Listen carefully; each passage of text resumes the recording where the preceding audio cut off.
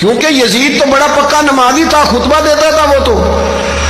جب امام حسین رضی اللہ تعالیٰ عنہ نے کربلا کے میدان میں جمعے کا دن تھا تو یزید کے سامنے کو بات کرنی شروع کی، عمر بن سعد کے سامنے، تو عمر بن سعد کہنے لگا حسین زیادہ باتیں نہ کر، ہمارا جمعہ لیٹ ہو رہا ہے، جنگ کے لیے تیار ہو، فٹافٹ آ۔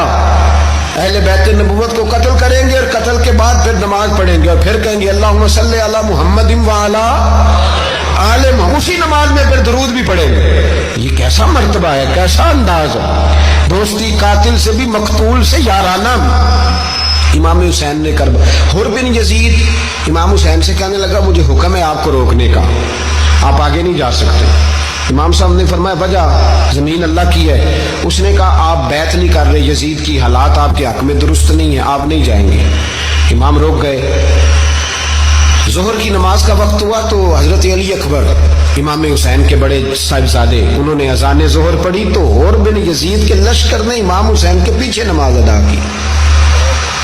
کہا بھئی تم مقابلے میں آئے ہو، نماز پیچھے پڑھتے ہو؟ کہا حضور مقابلہ تو تلواروں سے کر رہے ہیں پر ہمارا دل تو مانتا ہے نا کہ مصطفیٰ کا نواسہ بڑی شان والا ہے۔ حر بن یزید نے 3 نمازیں لشکر سمیت امام حسین کے پیچھے پڑھی ہیں، 3 نمازیں، ظہر اثر اور مغرب۔ پھر امام حسین کے سامنے شرائط پیش کی کہ آپ کو یہاں گھیر لیا گیا ہے، یہاں آپ بیعت کریں گے، یہاں جنگ کریں گے، 2 ہی باتیں۔ امام حسین نے فرمایا نہیں بھائی بیعت تو میں نہیں کرتا، اس کے علاوہ تم جو کہتے ہو میں کرنے کو تیار ہوں۔ اس نے خط لکھا، عبید اللہ ابن زیاد کو ایک بندہ دوڑایا پیچھے کوفے، چند میل پہ کوفہ تھا، کہا وہ نہیں مان رہے، کیا کرنا ہے؟ تو حسین ابن علی ہے، میں زیادہ دیر انہیں روک بھی نہیں سکتا۔ انہوں نے پیغام دیا حر بن یزید کو کہ کرنا کچھ بھی نہیں، ان کا پانی بند کر دو، بلیک میل کرو، کھانا پانی نہیں ملے گا، چھوٹے چھوٹے بچے ہیں، خود ہی مان جائیں گے۔ حضرت امام علی مقام کے بارے میں حر کے پاس جب یہ پیغام آیا تو حر کہنے لگا میری طبیعت نہیں مانتی حسین پر پانی بند کروں، دل نہیں مانتا۔ جب یہ لفظ کہے نا دوبارہ تو پھر عبید اللہ ابن زیاد نے عمر بن سعد کو 10,000 آدمی دے کے بھیجا، کہا حر بن یزید لچک دکھا رہا ہے حسین کے حق میں۔ 3 دن تک پانی بند رہا۔ 9 محرم کو عمر بن سعد نے اور لوگ بلائے۔ شمر ایک بڑا سخت آدمی تھا، سنگ دل بدبخت، جس نے حضرت علی اصغر کے گلے پر تیر مارا تھا، وہ اور لشکر لے کے آیا۔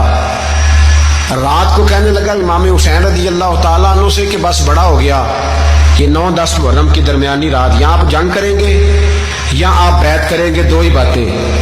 امام حسین اندر گئے، سیدہ زینب سے مشورہ کیا، باہر آئے، فرمایا بات وہی ہے جو پہلے دن والی ہے۔ امام حسین رضی اللہ تعالیٰ عنہ نے فرمایا بھئی بیعت تو میں نہیں کرتا، باقی جو تمہارا پروگرام ہے۔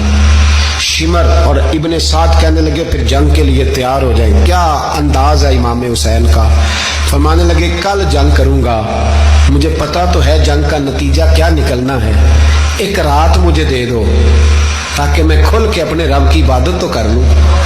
حسین نے جانا ہے، مجھے پتا ہے کل رزلٹ 72 اور 22,000 کا کیا 1 رات مجھے دو، میں مالک سے راز نیاز تو کروں، میں گویا اس سے پوچھوں تو صحیح کہ مالک میرے والد بھی شہید ہیں، بھائی بھی شہید ہیں، نانا کو بھی دکھوں میں دیکھا ہے، تو اب میری باری ہے تو مالک میں حاضر ہوں، مجھے موقع تو دو، اس لیے کہ میرے نانا نے بدر میں بھی ساری رات عبادت کی تھی، صبح مجھے موقع دو۔ اور دنیا کا اصول ہے جب کوئی موقع مانگتا ہے تو دیا جاتا ہے۔ یہ دونوں کہنے لگے کوئی موقع نہیں۔ حر بن یزید پیچھے سے بولا، کہنے لگا نہیں بدتمیزی نہ کرو، حسین کو موقع دو، تمہیں دینا پڑے گا۔ موقع دیا۔ حر بن یزید نے پھر منت کی، کہا حضور آپ مہربانی کریں مان جائیں۔ فرمایا ماننے والا کھاتا کوئی نہیں، یہ بڑا مشکل۔ سورج چڑھا، 10 محرم کا دن، جمعے کا وقت، جناب سیدنا امام حسین رضی اللہ تعالیٰ عنہ نے ریت پر سجدے کیے، لمبے سجدے، لمبی نماز۔ سورۃ الشمس کی آیات دوسری رکعت میں پڑھی تو سارا کربلا گونجنے لگا۔ کیا انداز تکلم تھا امام علی مقام کا۔ نماز مکمل ہوئی تو حر بن یزید عمر بن سعد اور شمر سے کہنے لگے واقعی حسین سے لڑو گے؟ پتہ نہیں کون ہے۔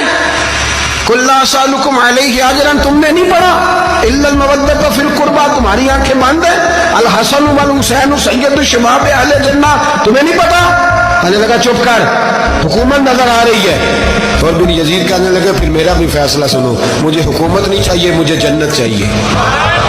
حکومت نہیں چاہیے، امام حسین کی پہلی فتح دیکھیں، اور بن یزید ایڑی لگا کے نا یزید کے لشکر سے نکل کے امام حسین کے لشکر میں شامل ہو گیا، اور پہلا شخص جس نے امام حسین کو روکا، امام حسین کے نام پر پہلا سر بھی اسی شخص نے کٹایا ہے۔ لیکن یزید کی قبر پہ لعنت بھی کوئی نہیں برساتا، اس کا محل تھا بہت بڑا، لیکن جب لوگ کربلا میں امام حسین کو سلام کرنے جاتے ہیں تو قدموں میں اور بن یزید کا مزار بھی بنا ہوا ہے، اس کو بھی سلامی دی جاتی ہے۔